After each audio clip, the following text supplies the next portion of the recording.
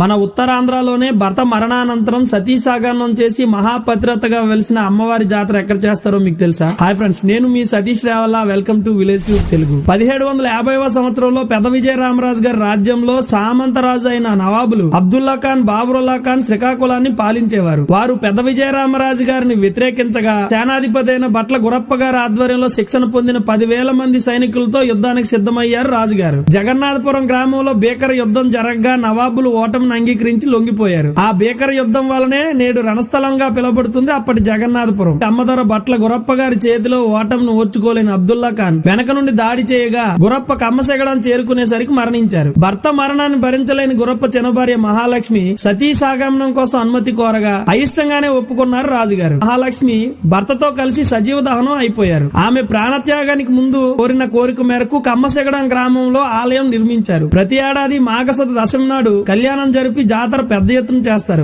అదే విధంగా 270 ఏళ్లుగా ఈ పండుగ నిర్వహిస్తున్నారు. అప్పటి నుండి సిగడాం గ్రామంలో కొలువైన ఈ మహాలక్ష్మి అమ్మవారు కోరిన కోరికలు తీర్చే కల్పవల్లిగా అలరారుతుంది. మహాలక్ష్మి అమ్మవారి కళ్యాణం కాకుండా ఆ ప్రాంతంలో పెళ్లిళ్లు కూడా చేయరు. 2 లక్షల మంది పాల్గొనే ఇంతటి మహత్యం కలిగిన అమ్మవారి పండుగకు మీరు ఎప్పుడైనా వెళ్లారా? వెళ్తే మీ అభిప్రాయాన్ని కామెంట్ చేయండి. ఇవాళ నుండి 3 రోజుల పాటు జరిగే ఈ పండుగకు మీరు ఎవరితో కలిసి వెళ్దాం అనుకుంటున్నారో వాళ్ళకి ఈ వీడియోని షేర్ చేయండి. మరిన్ని మంచి అప్డేట్స్ కోసం మా పేజీని ఫాలో చేసుకోండి. ఫుల్ వీడియోస్ కోసం విలేజ్ ట్యూబ్ తెలుగు అనే యూట్యూబ్ ఛానల్ ని సబ్స్క్రైబ్ చేసుకోండి. Thank you.